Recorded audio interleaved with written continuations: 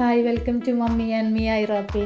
ഇത് നമ്മൾ നൈസ് പത്തിരി എങ്ങനെ ഉണ്ടാക്കണമെന്നാണ് നോക്കേണ്ടത്. അപ്പോൾ നോമ്പ് തുറക്കൊക്കെ മെയിൻ ഐറ്റമാണ് ഈ പത്തിരി എന്ന് പറയുന്നത്. അപ്പോൾ നമ്മൾ ബീഫൊക്കെ കൂട്ടി കഴിക്കാനായിട്ട് ഭയങ്കര ടേസ്റ്റിയാണ് ഈ നൈസ് പത്തിരി. ബീഫിൻ്റെ കൂടെ മാത്രമല്ല, ചിക്കൻ്റെ കൂടെ കഴിക്കാനും നല്ല ടേസ്റ്റാണ്. പിന്നെ എനിക്ക് കുറച്ചും കൂടി ഇഷ്ടം ബീഫിൻ്റെ കൂടെ കഴിക്കാൻ വേണ്ടിയിട്ടാണ്. അപ്പോൾ നമുക്ക് കടയിൽ നിന്നൊക്കെ പാക്കറ്റ് പത്തിരി അവൈലബിൾ ആണ്. പക്ഷെ അതെനിക്ക് അത്ര ടേസ്റ്റ് തോന്നിയിട്ടില്ല.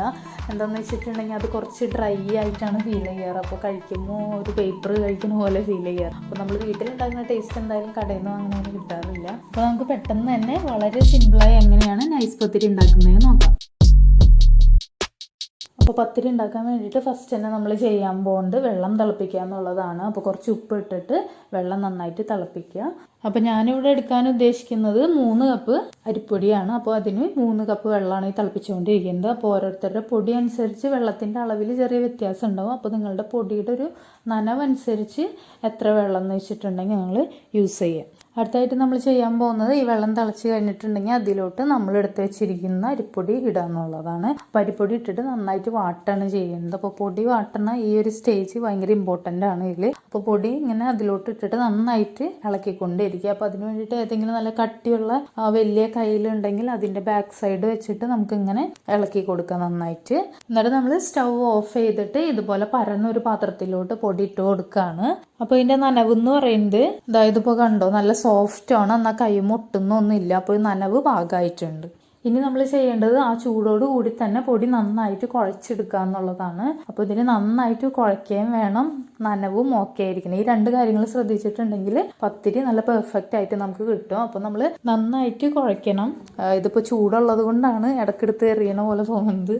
ഏകദേശം ഒരു 10 മിനിറ്റോളം നമ്മളിങ്ങനെ കുഴച്ചുകൊണ്ടിരിക്കണം. അപ്പോൾ നല്ലോണം കുഴച്ചിട്ട് എത്രത്തോളം സോഫ്റ്റ് ആക്കാൻ പറ്റുന്നോ അത്രത്തോളം സോഫ്റ്റ് ആക്കാം. അങ്ങനെ നമ്മൾ നിന്ന് കുഴക്കലൊക്കെ കഴിഞ്ഞ് ഇപ്പോൾ താഴെ ഇരുന്ന് കുഴച്ചുകൊണ്ടിരിക്കുകയാണ്. അപ്പോൾ ഏകദേശം 10 മിനിറ്റ് നന്നായിട്ട് കുഴച്ചുകൊണ്ടിരിക്കുക. എന്നിട്ട് നമ്മളിങ്ങനെ തൊട്ട് നോക്കുമ്പോൾ ഉള്ളിലോട്ട് ഇങ്ങനെ കുഴിഞ്ഞു പോകണം.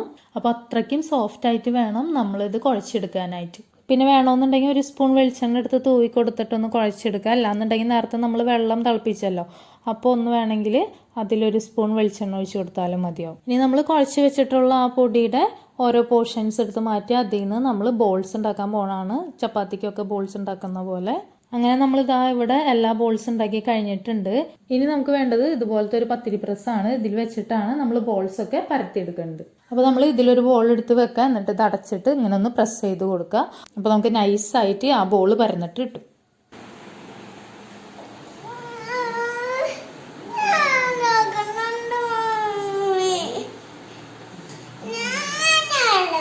അതിൻ്റെ ഇടയിൽ കുഞ്ഞ് വന്ന് കുഞ്ഞിക്ക് പരത്തണമെന്നും പറഞ്ഞിട്ട് പരത്തുന്നതാണ് ഈ കാണുന്നത്. അപ്പോൾ ഇതുപോലെ ഒന്ന് പ്രസ് ചെയ്ത് കൊടുക്കുക. ഇനി നമ്മൾ തുറന്ന് നോക്കുമ്പോൾ ഇതുപോലെ നല്ല തിന്നായിട്ട് ആ ബോൾ പരന്നിട്ടുണ്ടാവും. ഇനി അടുത്ത പരിപാടി എന്ന് പറയുന്നത് ഒരു പേപ്പറിൽ കുറച്ച് അരിപ്പൊടി ഇട്ടിട്ട് ആ അരിപ്പൊടിയിൽ നമ്മൾ ഇതൊന്ന് തൂവി എടുക്കുകയാണ്. അതെന്തിനാന്ന് വെച്ചിട്ടുണ്ടെങ്കിൽ കുറേ നമ്മൾ പരത്തി ഇതുപോലെ ഒരുമിച്ച് മുകളിലോട്ട് അട്ടിയിട്ട് വെക്കുമ്പോൾ തമ്മിൽ ഒട്ടിപ്പിടിക്കാണ്ടിരിക്കാൻ വേണ്ടിയിട്ടാണ്.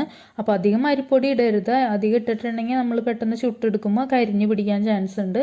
അതുപോലെ തന്നെ ഭയങ്കര ഡ്രൈ ആയി ഫീൽ ചെയ്യും. അപ്പോൾ ഒന്ന് തട്ടി കൊടുക്കുക അരിപ്പൊടിയിൽ മുക്കിയിട്ട്. അങ്ങനെ നമ്മളിപ്പോൾ എല്ലാ ബോൾസും പരത്തി എടുത്തിട്ടുണ്ട്. ഇനി നമ്മൾ ചുടാനായിട്ട് പോകണം. അപ്പോൾ ഇതാണ് പത്തിരി ചട്ടി. അപ്പോൾ ഈ പത്തിരി ചട്ടി നമ്മൾ ബോൾസ് പരത്തുന്നതിൻ്റെ കൂടെ തന്നെ ചൂടാവാൻ വെച്ചിട്ടുണ്ടായിരുന്നു. എന്നിട്ട് അത് പരത്തി എടുക്കുന്നതിനനുസരിച്ച് നമ്മൾ ഇതിൽ ചുട്ടെടുക്കുകയാണ്. അപ്പോൾ ഈ ഒരു പത്തിരിച്ചട്ടിയിൽ നമുക്കൊരു 4 പത്തിരിയാണ് അറ്റ് എ ടൈം വെക്കാൻ പറ്റുന്നത്. എന്നിട്ട് നമ്മൾ തിരിച്ചു മറിച്ചിട്ട് ചുട്ടെടുക്കുകയാണ്. അപ്പോൾ ഇതിൻ്റെ ഈ ഒരു കളറ് മാറരുത്. ആ ഒരു വൈറ്റ് കളറോട് കൂടി തന്നെ നമ്മൾ ചുട്ടെടുക്കണം. അതിന് വേണ്ടിയിട്ട് ഇടയ്ക്കിടയ്ക്ക് തിരിച്ചു മറിച്ചിടുക. പിന്നെ അതിങ്ങനെ പൊങ്ങി വരുമ്പോൾ ഒന്ന് അമർത്തി കൊടുക്കുക. അപ്പോൾ അത് ഉള്ളിൽ വേവാൻ വേണ്ടിയിട്ടാണ് അങ്ങനെ ചെയ്യേണ്ടത്. ഈ ഒരു പത്തിരി കണ്ടോ, ഇതാണ് കുഞ്ഞുണ്ടാക്കിയ പത്തിരി. ഇതിൻ്റെ എഡ്ജ് കുറച്ച് ശരിയാവേണ്ട, എന്നാലും കുഴപ്പമില്ല. കുഞ്ഞിക്ക് ഭയങ്കര ഇഷ്ടമാണ് ഇങ്ങനെയൊക്കെ ഒന്ന് പരത്താൻ, ചപ്പാത്തി ആണെങ്കിലും പത്തിരി ആണെങ്കിലൊക്കെ. അപ്പോൾ നമ്മളിങ്ങനെ ആ വൈറ്റ് കളർ പോകാണ്ടിരിക്കാൻ വേണ്ടിയിട്ട് ഇടയ്ക്കിടയ്ക്ക് തിരിച്ചു മറിച്ചിട്ട് വേവിച്ചുകൊണ്ടിരിക്കുക. പിന്നെ അതാ ഇതുപോലെ പൊങ്ങി വരുമ്പോൾ ഒന്ന് അമർത്തി കൊടുക്കുക. നേരത്തെ പറഞ്ഞ പോലെ ഉള്ളിൽ വേവാൻ വേണ്ടിയിട്ടാണ് ഇങ്ങനെ ചെയ്യേണ്ടത്. എന്നിട്ട് അത്യാവശ്യം വെന്തെന്ന് തോന്നുമ്പോൾ നമുക്കെടുത്ത് മാറ്റാം. പിന്നെ ഇത് മീഡിയം ടു ഹൈ ഫ്ലെയിമിലിട്ട് ചെയ്യാം. ഹൈ ഫ്ലെയിമിലിട്ട് ചെയ്യുന്ന വെച്ചിട്ട് കുഴപ്പമൊന്നുമില്ല. കാരണം ഇതിൻ്റെ ചട്ടി എന്ന് പറയുന്നത് നല്ല കട്ടിൻ്റെ ഇരുമ്പിൻ്റെ ചട്ടിയാണ്. അപ്പോൾ അതുകൊണ്ട് പ്രശ്നമില്ല. അങ്ങനെ നമ്മളുടെ പത്തിരികളെല്ലാം ഇപ്പോൾ ചുട്ടെടുത്ത് കഴിഞ്ഞിട്ടുണ്ട്. ഇനി നമുക്ക് ബീഫ് കറിയൊക്കെ കൂട്ടി ഒരു പിടി പിടിക്കാം. ഇപ്പോൾ നമ്മളിതാ നല്ല സോഫ്റ്റ് ആയിട്ടുള്ള നൈസായിട്ടുള്ള പത്തിരി നമ്മൾ ഉണ്ടാക്കിയെടുത്തിട്ടുണ്ട്. അപ്പോൾ എല്ലാവരും ട്രൈ ചെയ്ത് നോക്കുക. അപ്പോൾ ഇത് സിമ്പിളായിട്ട് നമുക്ക് എല്ലാവർക്കും ഉണ്ടാക്കാൻ പറ്റും. ഞാനൊക്കെ ആദ്യം വിചാരിച്ചിരുന്നത് ഭയങ്കര പണിയാണ് പത്തിരി ഉണ്ടാക്കാമെന്ന് പറയുന്നതെന്നാണ്.